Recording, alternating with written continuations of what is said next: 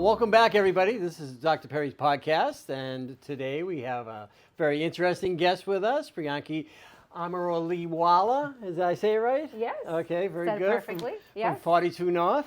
And what our topic today is going to be building a thriving dental team, recruitment and retention in today's market. So, Priyanki, can you tell our audience who you are, and then we'll get into it, because we have a lot of questions. Okay. Well, first of all, thank you for having me. I You're very welcome. much appreciate that. I am Priyanki Amroliwala. I'm the Senior Manager of Talent Acquisition for 42 North Dental.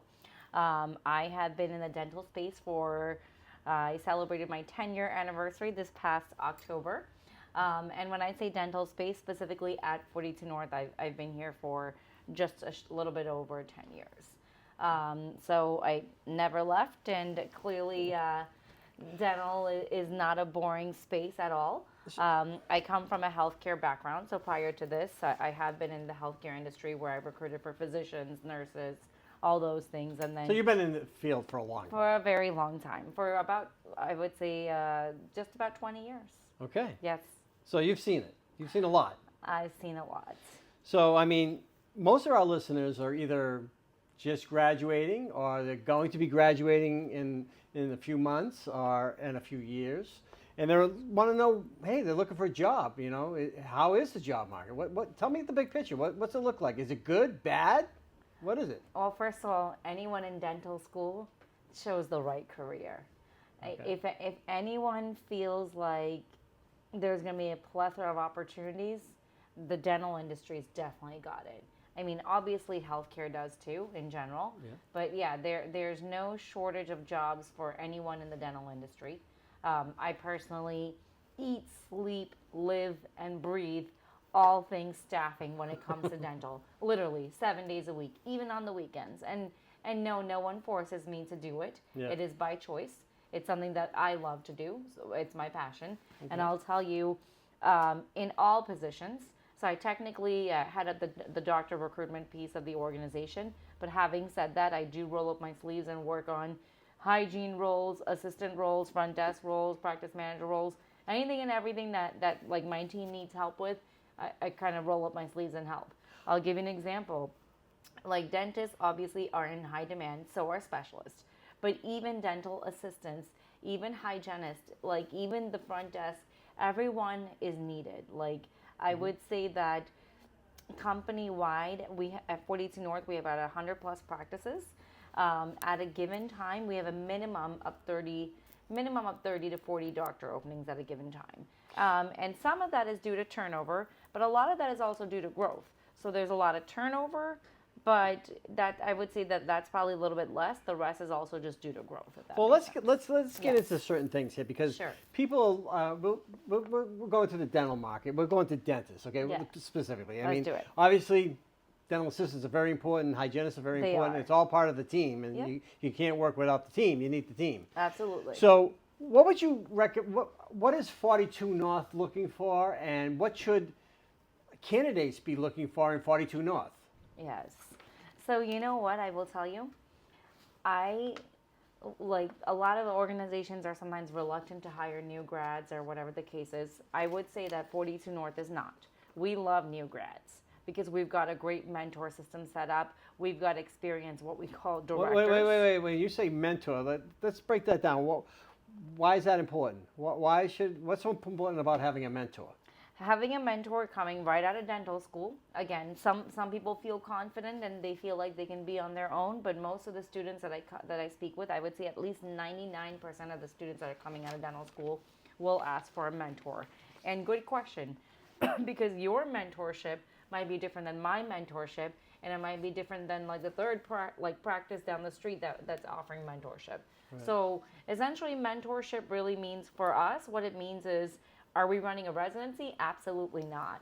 Okay. So we do want someone to come in that is confident, right, that is able to connect with patients and speak with patients and grow and be open to coaching. But having said that, we don't have a director, which is our lead doctor, if that makes sense. We don't have them looking over their shoulder, but they're there to be like a second set of eyes to look at an x-ray. They're there to, connect with Like the a patient. soundboard. Yeah, and they're also there because patients can be anxious, they can be angry. You don't know, so they're there to kind of connect with an anxious patient if that anxious patient needs a senior doctor around. They're there to kind of help with like maybe treatment planning or whatever the case is, or review things here and there. Yes. So, what advice would you give we'll call them all new graduates, okay? Whether you're an international student or not. Sure. What advice would you give the audience here? What would you tell them? What would you say? This is the first thing you should do. You should go look where. How would they find out about a job with you, and how would they? Now you're not the only place out there, right? Absolutely. We're not the only place that's hiring. You guys have a lot of options, but yeah. Do you encourage them to look at the competition, or? Absolutely. Listen, you know this. We've been to a lot of events and stuff together. I would say the following. Number one is you have a lot of opportunities. So if there's one piece of advice that I can give to the students or anyone that's listening, even if you're an experienced doctor, most experienced doctors are looking for jobs because their practice might not be super busy. They might be having like a lot of like staffing issues in their practice, or they're cutting their hours, whatever the case is. So whether you're experienced or not, I would say that, I mean, any place to look is basically just through your network. I think the best way to... Well, when you say network, what's the network? Because a lot yeah. of them don't have a network. So what's Yeah. the network? I'll give you an example. So like someone like yourself, right? Yep. So these students that are part of your curriculum or part of your class or whatnot, they know you, right? Right. They trust you. So they will probably go to you and be like, hey, Dr. Perry, I sent in an application at 42 North. Is that a good thing or a bad thing? And, you know, you're kind of just going to ask around based on when I say your network, the people that are around you, you know, be it like a clinical instructor at school, be it some of your friends that might have recently just graduated and you're still in touch with them. Ask them what it's been like for their first year to like in their jobs, So be it at Aspen, wherever they're working, private practice. Is there a website that you could look for all the, because your organization is a DSO, right? A dental service organization. We are. And if I wanted to look at other dental service organizations. Sure. Oh, you can just, so I would say the best way to look for a job is just like, well, number one, you can just go on Google and hit dentist jobs Boston. Let's just say if you're looking for a job in the Boston area, go on there. Or whether I'm California, or it doesn't matter where I'm at. Doesn't matter, yeah. So if you're in Seattle, Washington, you can just say dentist jobs, go on Google, dentist jobs, Seattle, Washington. It'll like show you probably some of the websites that are like posting jobs. Most of the employers use Indeed, so it'll definitely probably take you on Indeed, but some of them post on LinkedIn, some of them post on other websites. So I would say don't just limit your job search to just one website. Like don't just use Indeed. Like if I could give a piece of advice, I would say use different websites such as LinkedIn. I would strongly encourage a LinkedIn to be a great place for you. Yep. And then again, you can go on Indeed.com. You can see 30 different practices that are hiring. Now, how are you going to are you just going to put in all 30 applications? Sure, if you have the time and you want to do it, knock your socks off. But having said that, if you have limited time and you are at the point where you want to be selective as to where you're working, this is where what I mean by leverage your network. Go to a Dr. Perry. Go to some of those students that recently graduated that you're still in touch with. Go to even maybe like the fourth years that have recently done interviews, that have just signed contracts, or that are going through the interview process, and ask them what their experience is like.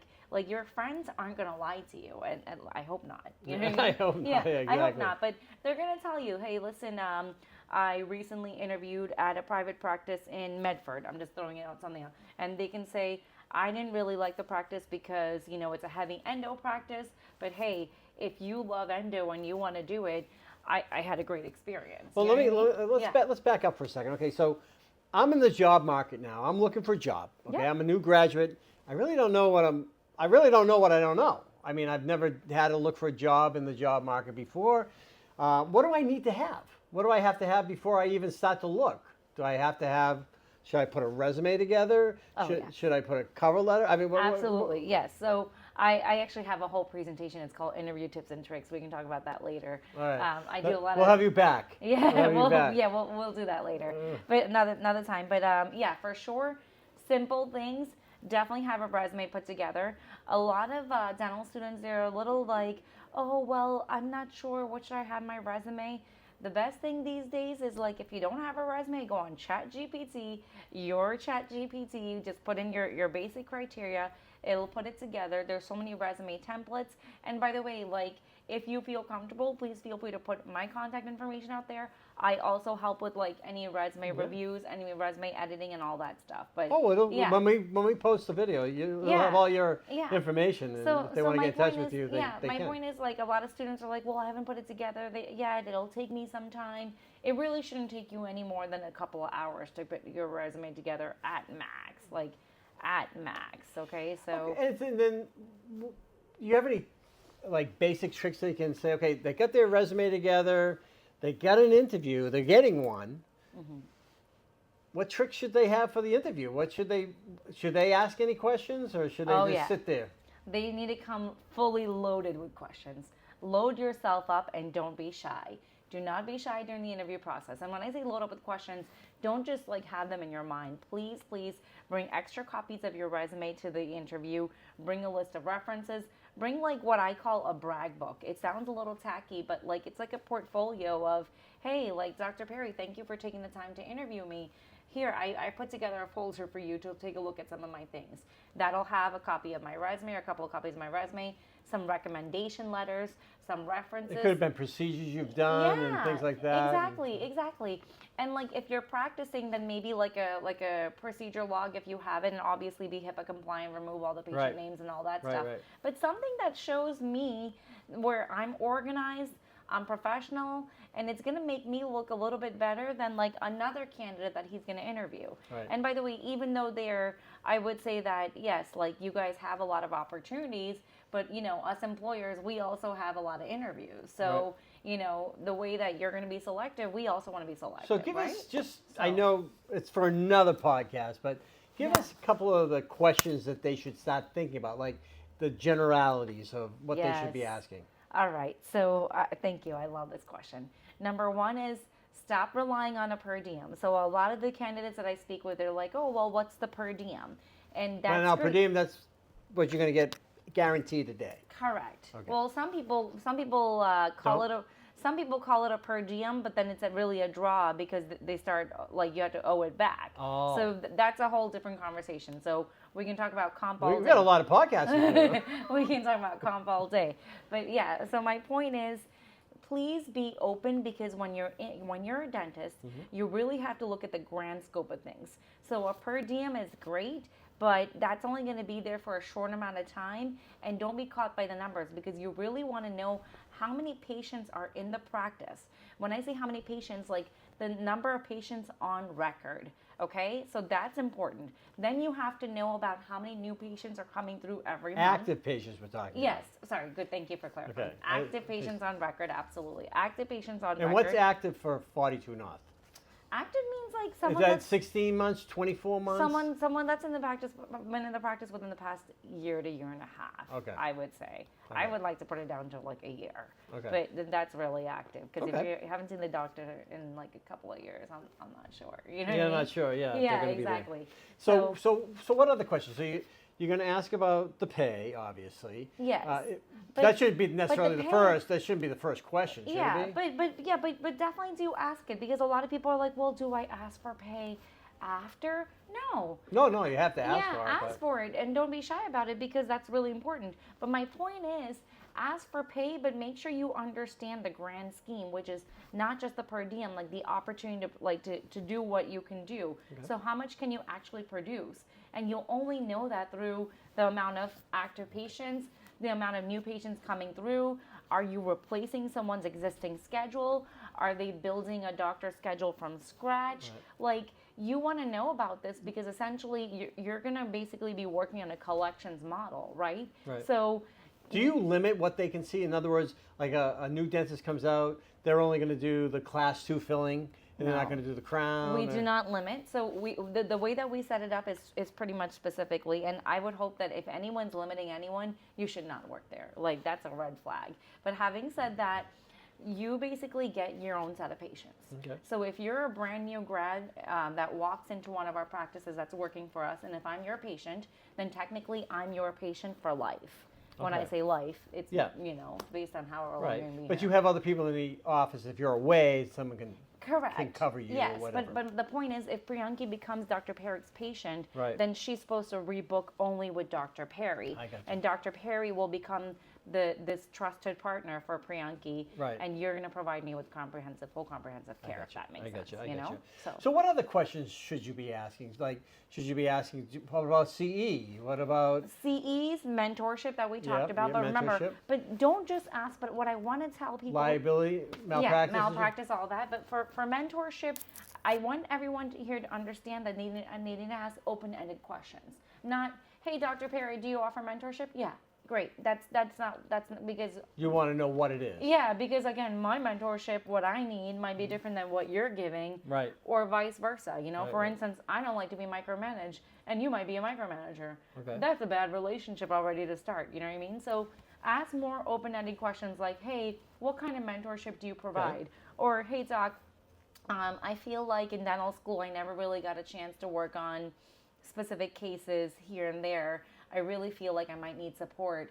Can you support me on that? So You know what I mean? happens if they want to, say they're a young dentist and they're coming out and they haven't done implants, but they want to get into implants. Does your organization offer CE We do. courses for that to help them? And We actually just started offering an implant course just about maybe 2 years ago.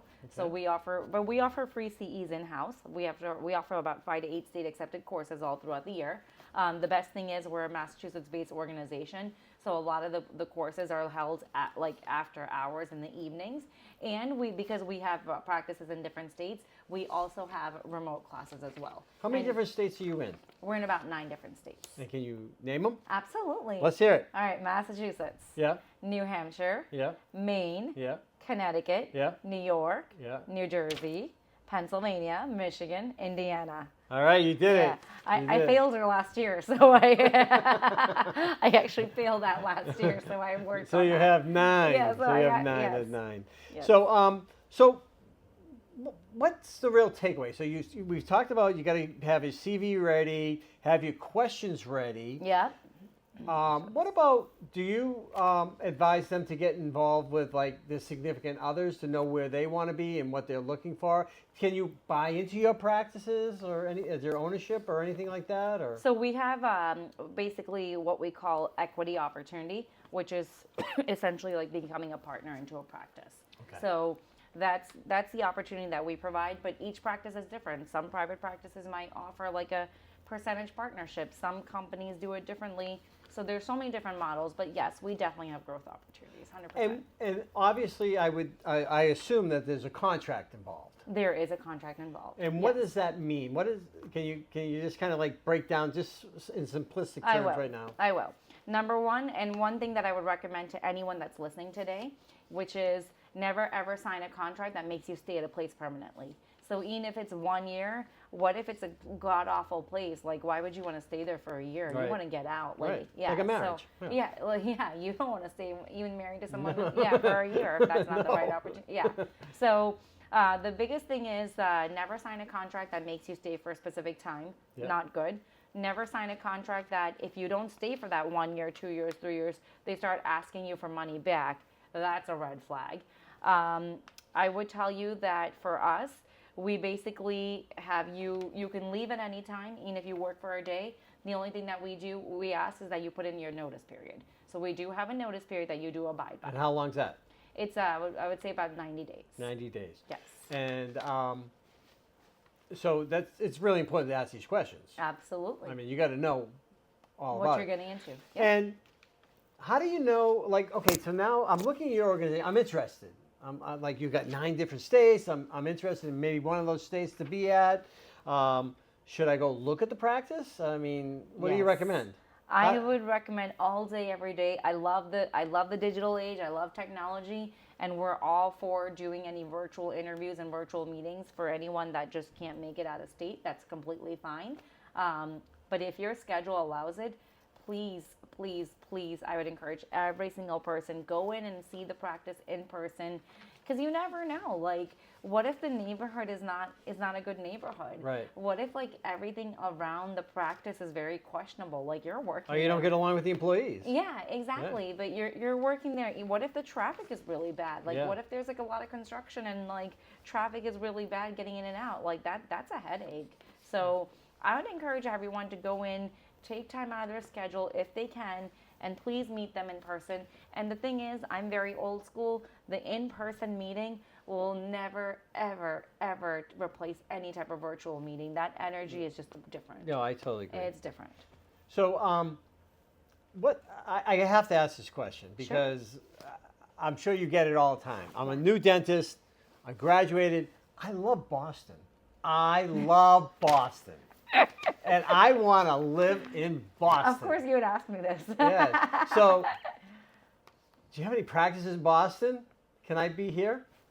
I will tell you this. Do we have practices in Boston? Yes, we do. Okay. Having said that, we've had this discussion, and I preach it to the students all the time. It's actually on my presentation. The more rural you get, the more money you're going to make. I'm going to say that again. The more rural you get, the more money you're going to make. Okay. Okay? And what I mean by that is the more rural you get, the more patients you get that are in really what we call underserved communities.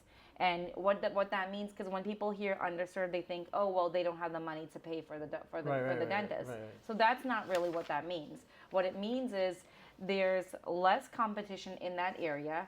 The patients there need the treatments. Right. A lot of patients, like I'll give you an example. We have practices in New Hampshire. The patients are driving over an hour to come see the doctor. Right. So when they're driving over an hour to come see the doctor, they're not playing games. Like whatever treatments are needed, they're serious and they want to get it done. Right. They want to get it done. They mean business.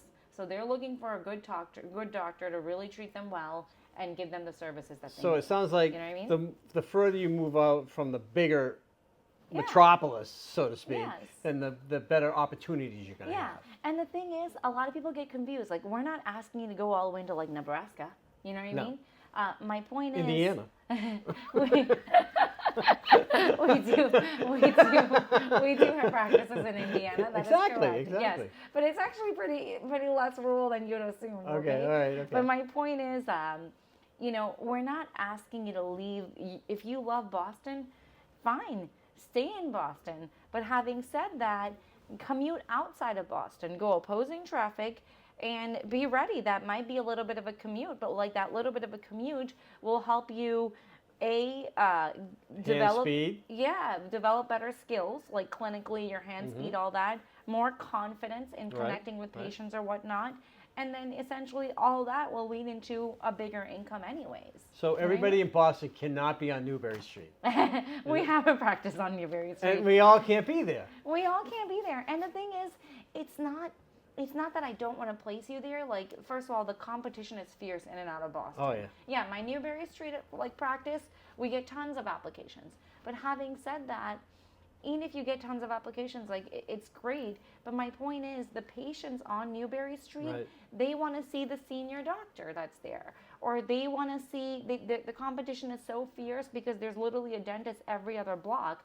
So they're very particular. So if you unfortunately run them just the wrong way, in just the minuscule way, they run the other way and they never come back. Right. So those are the patients that I would like to call the entitled patients. You know, they have a lot of choices. They're pretty particular. Right. And then when you live in a big city like Boston, let's talk about it. This is a bougie city. Right. It's a very expensive city. We've got a very educated professionals that live here, which is all great. I'm not complaining. Right. But having said that, the educated professionals also take it to another level. They go on Google. More. Well, and they go on Google and they're like, what is this? What is this procedure? Yep. All right, who does this procedure the best? It gets very complicated. Yes. So, and I'm not saying that the money's not there. The money's there in any opportunity if you put your whole heart into it, right? We all believe in that. I totally agree. But that's my suggestion. So. All right. Well, I have some other. What about how do you know if a candidate's a right fit for your organization? Here's what I would tell you. We trust that schools like Tufts are doing a great job, thanks to you. Yeah. but they're doing a great job in teaching their students clinical stuff, right? Okay. Like that's our trust. So we trust that coming out of a great school like Tufts, they're going to have what they need clinically. And we also know through experience that even if they don't have everything fit perfectly, they're going to get there, right? It's Okay. going to take time, but they'll build their clinical skills. What we really care about is someone that is going to be able to connect with patients. So the clinical piece will get there, but the personalities I can't change. So what we really want is someone that is going to be truly kind to the patient and truly provide a good service and good care to the patient. And that's where the mentorship really comes in play, right? The mentorship does come, but the mentorship can't change personality. No, they can't change personality, but Yeah. they can help you They can develop a personality that's going to be They can. functional. They can. Right. But if I could get someone who could just be really kind and be available for the Right. patients, Right. that is something that we look for. Those are the skills that we look for. No, especially, you know? I mean, It's really the soft skills, if that makes sense. soft skills are really important. I mean, the dentistry is not really the hard part. It's really the communication aspect that becomes more difficult. Exactly. I mean, with all different types of personalities. Yes. And I notice this a lot in the international community is that they say things that are not necessarily wrong, but how they say certain things may be misinterpreted. You're right. You know, We see it too, and I personally come from a different country, and I totally understand. Indiana? Yes. I've actually never been to Indiana my whole life. You never? Yeah, never been. I'm gonna go one day. You gotta go. Yeah, I'm Now gonna you go. have to go. Yeah, I'm gonna take you along with me. But There you yeah. go. I'm being stuck in Indiana Airport. So let's see what else we got. Okay, so we talked about salary. We talked about all the other things. We talked about visiting the practice. We talked about a resume, asking all your questions, asking your colleagues, asking someone you trust. Would you recommend once they have a contract that they seek an attorney? I was gonna say a lot of people do. A lot of people don't. Let's face it, dental school's expensive. You got a lot of loans. Like some people can barely pay for their apartments or whatever rent they're paying or whatever the case is. So there's many different options. I've noticed that a lot of dental school students usually go to their clinical faculty and they'll say, I mean, I'm not putting you on the spot, but hey, Dr. Perry, I'm looking at a contract. I'm looking at a couple of contracts. Do you mind reviewing these with me? Yeah. So a lot of people do that. A lot of students also go to their fellow graduated class and will say, hey, you recently signed. Can you look at this with me? Is this cool? What are some red flags? Right. You can tell me about your experiences. And then lastly, I will tell you that if you work with any good organization, Yes. they will be able to answer your questions. For instance, people reach out to me all the time and say, Priyanki, I see you have your contract.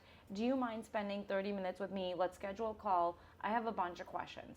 So any legit organization should not be dodging that. They should be able to answer the questions, and if there are negotiations, then that's also okay. Negotiations, again, that's part of my presentation. I encourage everyone here to negotiate, and don't just run away if you see a contract that feels scary to you or it's language that you don't know about. Because you have to be comfortable with it. Yeah, you have to be comfortable with it, because even if it's not that organization, mark my words, at the next place, at any practice that you buy, anywhere you go, you're going to have some super complicated language, so you're going to have to get comfortable with it. Right. So please don't be shy. Any place that is running, what do you call it, trying to dodge those bullets, Right. that's a red flag. Right. But any place that's yep, that's fine, let me walk you through it, let me answer these questions, this is why we have it, this is what we can do, this is what we can't do. Right. It'll be okay to say no. Right. Employers are allowed to say no, but we should be able to give you the reason why. Right. I shouldn't just say, hey, sorry, Dr. Perry, that doesn't work for me. Right. Oh, I'm so But sorry. it goes both ways, though. Exactly. Right. That's what I'm saying. So I want everyone here to understand that negotiations are fine. Right. It's okay to ask questions. And the short answer is, again, You gotta if be you want, comfortable. if you want to use an attorney and if you have the means, the financial means to do it, please feel free to do so. But having said that, also lean on your network, Right. and also go back to that person that's representing the organization and say, hey, I need you to walk me through these things. Do you have time to talk? Right. Yeah. Well, we'll have another podcast. I'll have other people on too, talking about contracts and things please of that do. nature. So Yeah. I think it's important. I think they need to know. They definitely need to know. And then make an informed decision of whether they want one or not. Exactly. Let's talk about, okay, so now we've gone through all the steps pretty much. I mean, I know we can go more in depth, and Absolutely. we could.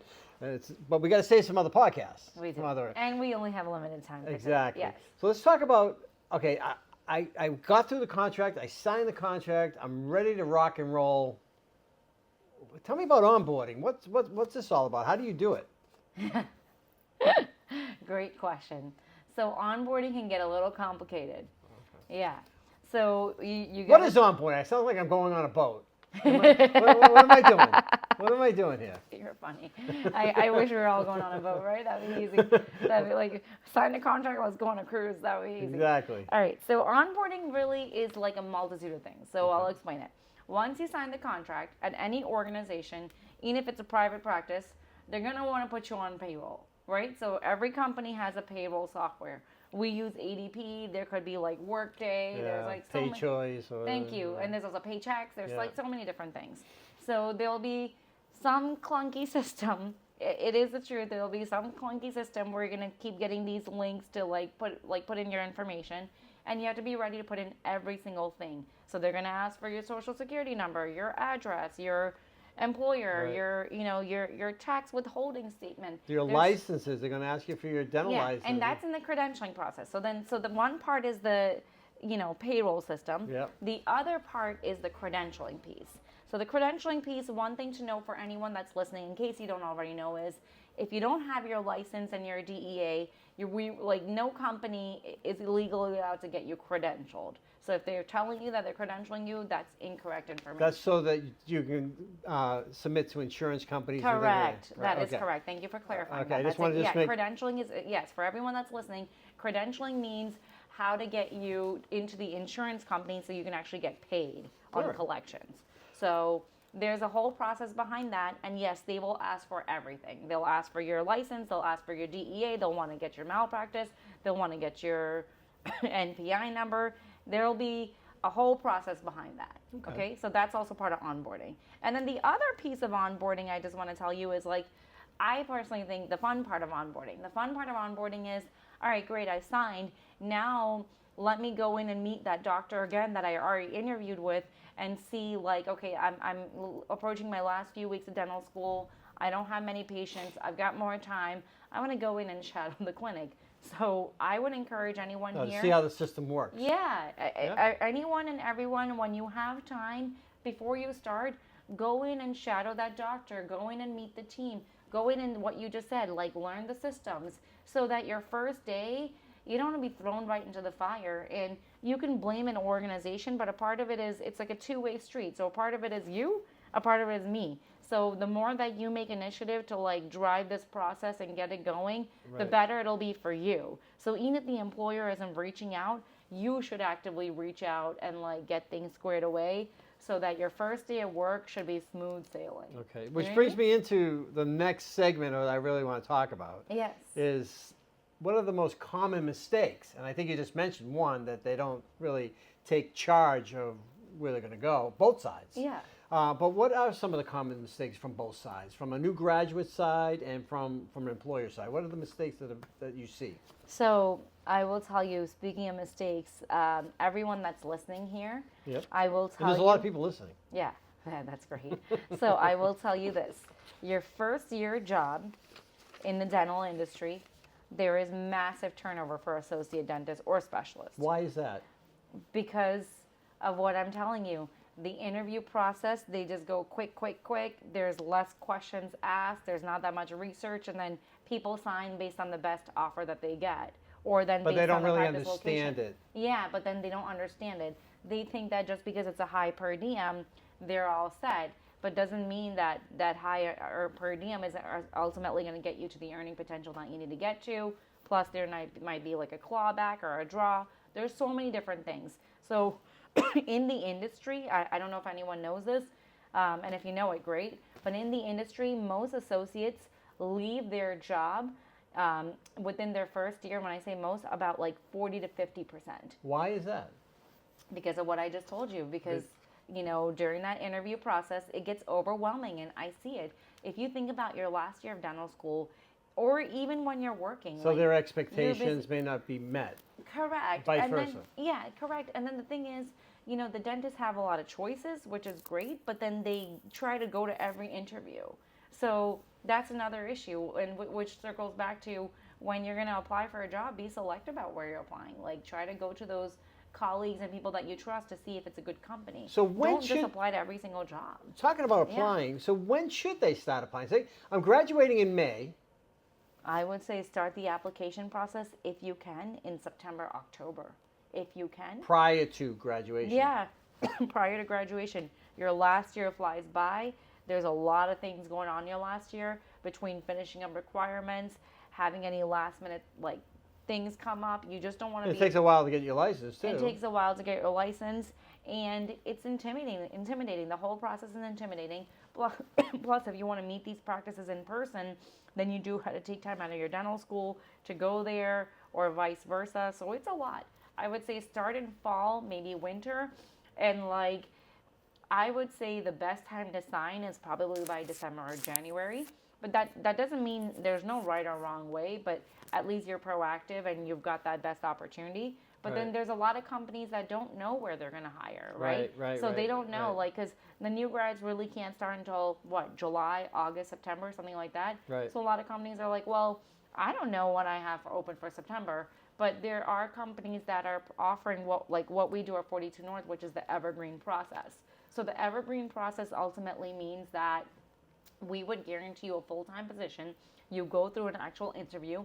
So if you pass that interview, we'd send you the agreement. We expect that you sign the agreement, but that agreement guarantees you a full-time opportunity in the state of your desire. So for instance, if you wanted to work in New Hampshire, we guarantee you a full-time position in New Hampshire. If you wanted to work in Mass, we guarantee you a full-time position. If I wanted to work in Indiana, we you guarantee it. Yes, exactly. All right, okay. So, and that kind of leverages you based on all the other new grads that are scrambling, as I like to call it. So around April, May, June, when they're applying. You already know where you're going. You already know where you're going. All the new grads are applying then. So the companies are have a load of interviews, and then they have more choices. So at that time, they're like, well, why should I hire this new grad when I have this new grad? Oh, so the competition becomes a little bit more You're fierce. locked in. Yeah, and again, you don't want to look for a job at that time, because at that time, everybody's looking for one. everyone's looking. And I feel like the last couple of months of dental school, you just want to wind down. You just want to finish up a few things.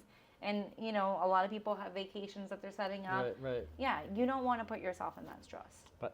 Well, you've given us a lot of good advice. I mean, you've talked about how to, have your CV ready to go. We've talked about what to ask an employer and ask them all the different questions besides not only just pay, but find out if there's mentorship at that particular facility. Correct. You've also talked about the potential for equity positions in the practice, which has been great. Yes. You talked about onboarding. You've talked about a lot of stuff. You ask very good questions. But I want to wrap it up a little bit, but because we keep going on, but I want to give the audience a real understanding of what's happening in the market. I mean, as you know, the DSO market in general has been growing and growing, and it's over 40% right now, and in the next few years it's going to be over 50%. So most likely they're going to be working for a DSO or whatever you want to call it of some sort. Okay. Absolutely. And you got to find the right fit. And 42 North might be the right fit for them, and it may not be. It depends, and vice versa. Right. So give them some final thoughts. I mean, what would you tell your audience right now? What would you tell them to really key in on and really start to think about as we move to graduation? If you're in dental school, start not even from your fourth year. If you're in first year of dental school, and you get a chance to meet with a DSO like a 42 North or an Aspen or a Heartland, or not even a DSO, it could be a small group practice, it could be a private practice. If you have the opportunity to network with someone, take that opportunity. If someone's saying, hey, you want to come in and shadow me, please feel free to do so. Do it. Take advantage of it. Do it. The thing that I don't see is we give those opportunities, but very slim to like almost none of those students actually come back and follow up on that. Because that will give you a lot of teaching that you will actually leverage your education even in dental school. People don't understand that. So that's going to help you even in dental school. That's going to help you build your relationships. That's going to help you build your confidence in connecting with patients. And these are not like classes that you're offering at dental school. So we're offering something for free. Take advantage of it and like build those relationships. And again, and you've heard me, like if you work for 42 North, great. If you don't work for 42 North, that's also great, because guess what? We all know each other, and it's a very small industry. And the way that I see it is, if you don't end up working at 42 North, I'm pretty sure somewhere down the line you might come back, because that happens to us all the time. Yeah, it does. It's a very small network. Don't burn any bridges. Don't burn any bridges. And even if you don't ever end up working at a company like 42 North, we all know each other. We're all good friends. So it just makes sense for us to have positive, good relationships. And that's all good information for people, because, I mean, they need to know what they don't know. And asking all these questions with all these different people is very important, because then you kind of find out what you like and what you don't like. And you know what to ask and what not to ask. But with that said, I want to thank you for coming on today. You've been a wealth of information, as always, and it's been a pleasure. I always love seeing you. Likewise. And I want to thank my audience out there and ask your questions. We'll be having more podcasts, so be on the lookout, and they'll be coming your way. Other than that, Dr. Perry signing off. Have a great day. Bye-bye.